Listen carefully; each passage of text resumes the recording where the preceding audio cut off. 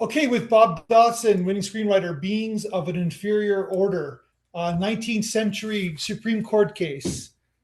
And you made it interesting. Yes, Yeah, yes. Well, thanks, Matthew, first of all, for having me yeah. on your podcast, and thanks to Festival for reviewing it. Yes, this is a feature script I did. It's about an enslaved man named Dred Scott and his wife, Harriet. They spend time in free territory with their army surgeon owner, and then they return back to St. Louis. And in the pre-Civil War era, slaves that were voluntarily moved by their owner to non-slave states and came back had the right to sue for freedom. These are called freedom suits. And so they did that. And generally, if you can prove they could prove their status in a free state, it was a pretty straightforward state case. Missouri was a border state, so lots of mix of free slaves and slaves. Yeah. And anyway, a strong anti-slavery and a pro-slavery lobby groups get involved with this case. It works its way to the Supreme Court, and ultimately, a very pro-slavery at that time president and Supreme Court rule against the case, Yeah.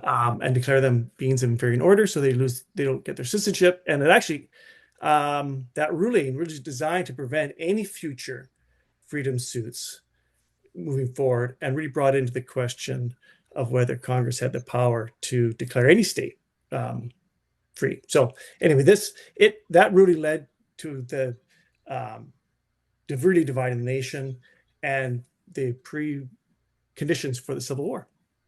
So this, I don't think many people know about this. That's the Well, other thing I too, didn't right? either. I didn't either. And Yeah. I was fascinated by this story because the Dred and Harriet Scott's quest for freedom really marks a watershed in U.S. history. Yes. This event took the nation, which could have gone one destiny, to quite a different one. How I really heard about it was it came up again in 2025 in the news. So what happened was President Trump moved an executive order to challenge birthright citizenship. So that was stripping certain babies with their U.S. citizenship if they're born in the Mhm. United States. And the opposition to that executive order have taken that to the Supreme Court. And they're citing the Dred Scott case, which actually led to the 14th Amendment of the Constitution. So I know there's a lot of history here, but Yeah. it's in today's news. So I really was fascinated by this story I had never heard of. That's more on me, but I did more research into it, and I just found the case itself interesting. What was more interesting, the story we want to tell, was the human story, the story of him and his wife and their fight for freedom. Yeah. So okay, but in the blog interview, you said that that was the creative part, though. Is kind of like you have to fill the gaps of the lives of Dred and Harriet because I'm assuming there's not much history or not much like documentation of them except for the case itself. You're absolutely right. Yeah. Lots of information, court documents available for primary source research, but the the human story is really not told. I found it was very difficult to piece together what happened with their life and who they were, what they went through, and so that's the part I really wanted to tell the story about. the The characters in this script are real, but there's a lot of additional interpretation of what happened around the story, and that's where I really felt there was a narrative to try out, and I really enjoyed working on it. And I think it's an important story to tell. So what did you do? You kind of used like artistic kind of liberties, I guess, to kind of. Well, I did. I tried my best. This is the second time I've done sort of a historical true story into a screenplay, Okay. and I really make an effort to be as close to the facts as possible. But what's interesting about this one is that there was some biographical um, information on Dred Scott, but not a lot. But the the timing of certain key events within his life were recorded. So I was able to kind of piece that together and build a screenplay around that. Gotcha. So you did, and then like you said that you in the blog interview as well. Like it didn't really take you that long. It only took you like 3 months to write it. That's pretty impressive. Yeah, I know. The research I would really enjoy doing. So that took about 3 or 4 months, and then the story was there.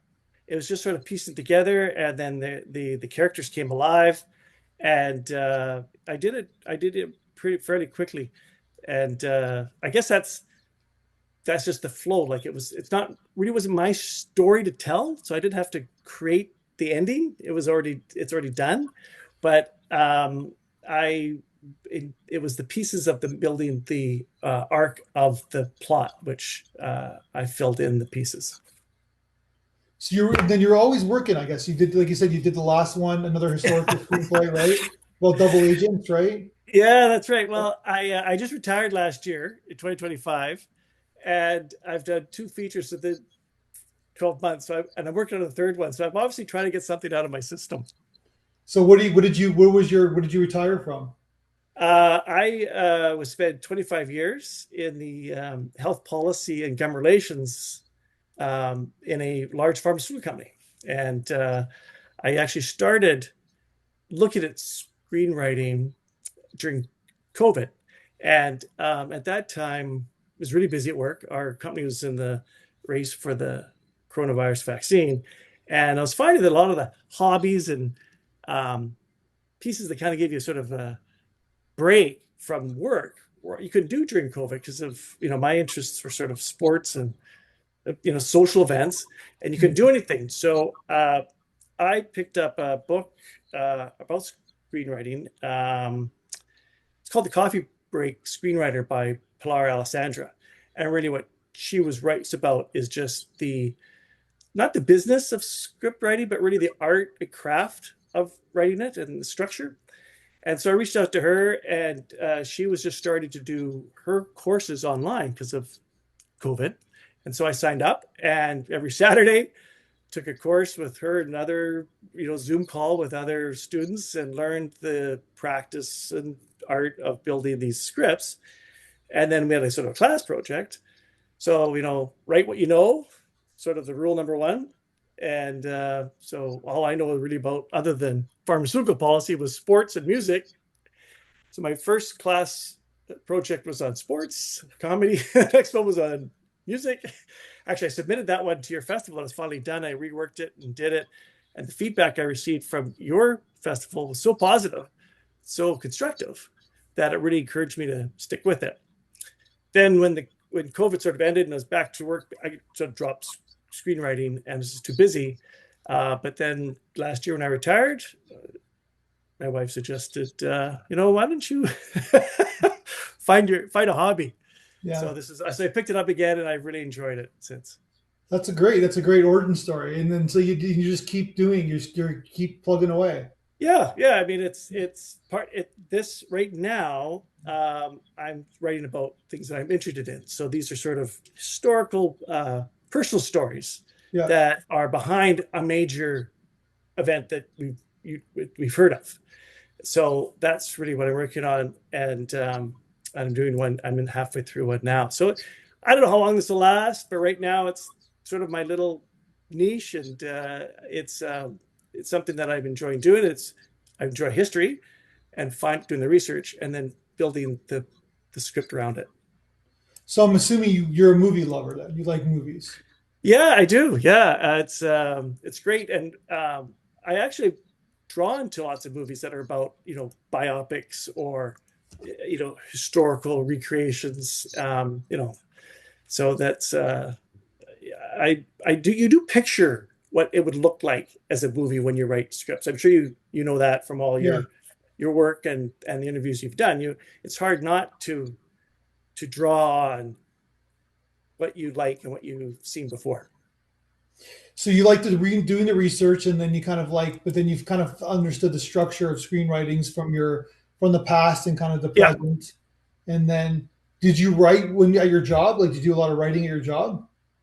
I did. It wasn't a legal part of the job, so this was new for me to go through Yeah, the primary research documents.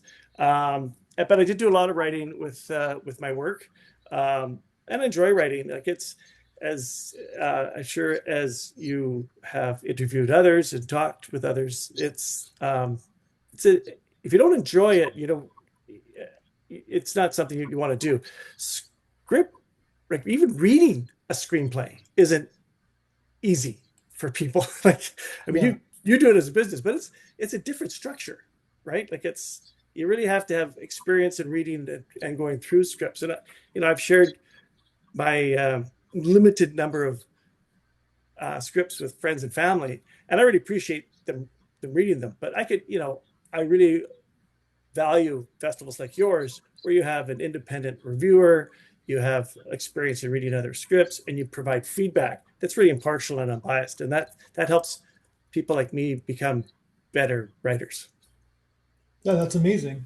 So then you're like, so you're always working on something. You're always kind of moving on to another Yeah, script. yeah. Yeah, The last one I did was about double agents working in World War II, and they were really it's a story that's I think kind of well known about how they're trying to convince the German High Command to that the Allied invasion of Europe with the Western Front was going to take place at um, yeah, Palais de Calais and not Normandy, and that's well known.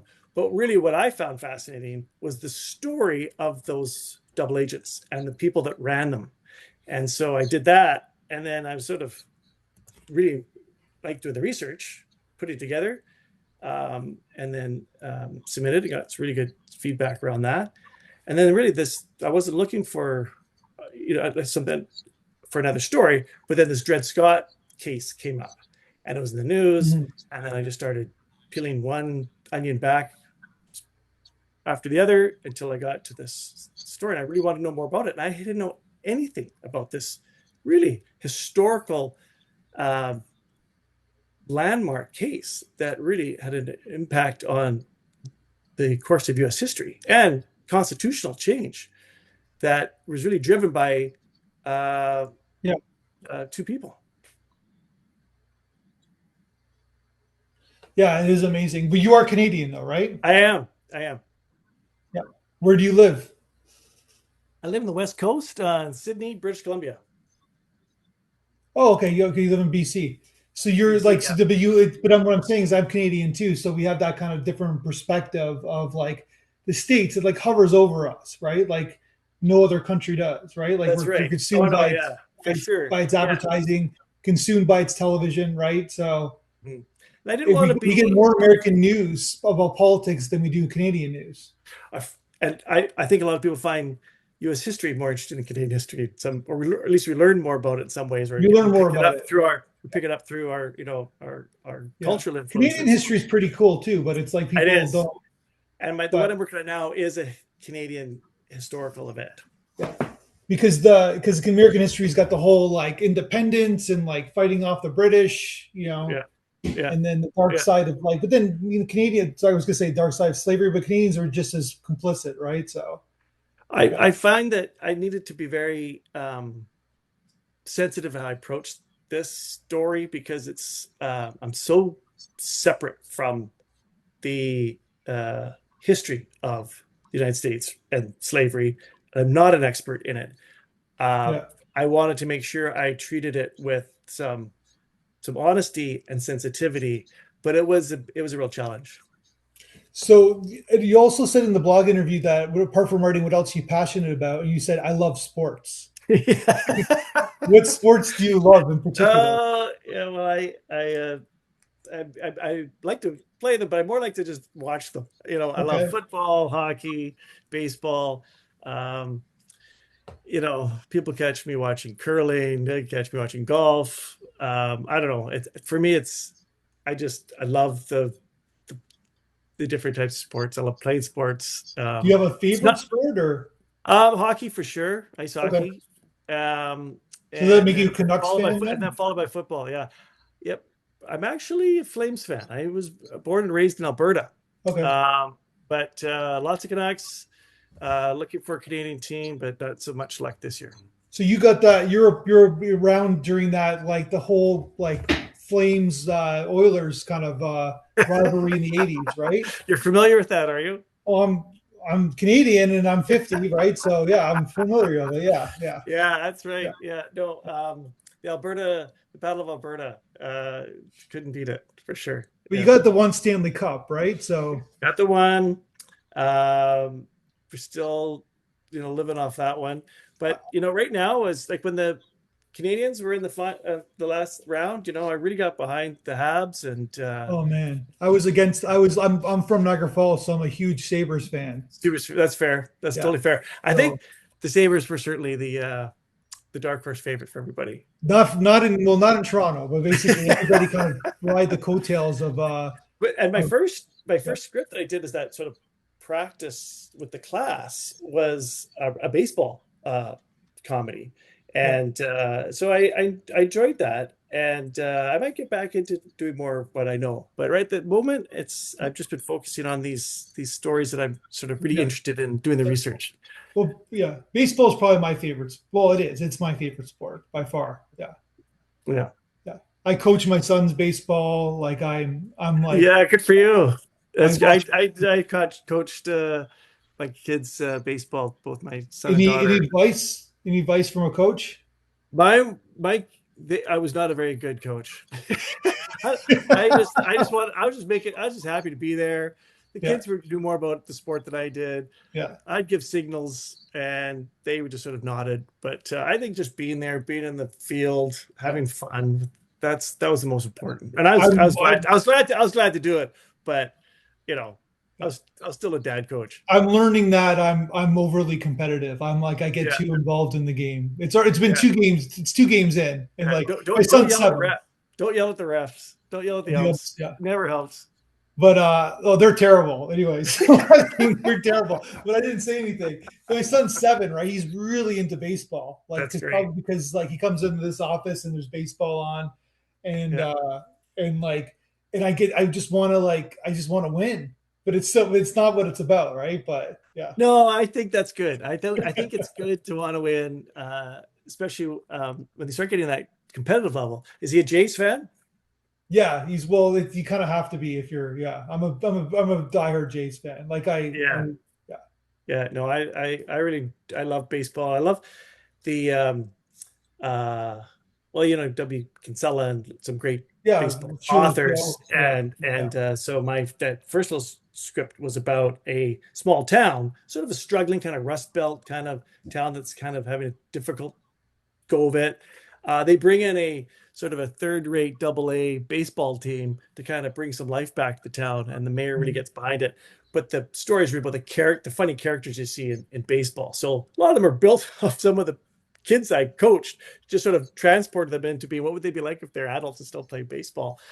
And so it was a lot of fun piecing that one together. That's But cool. yeah, yeah, no, it's good.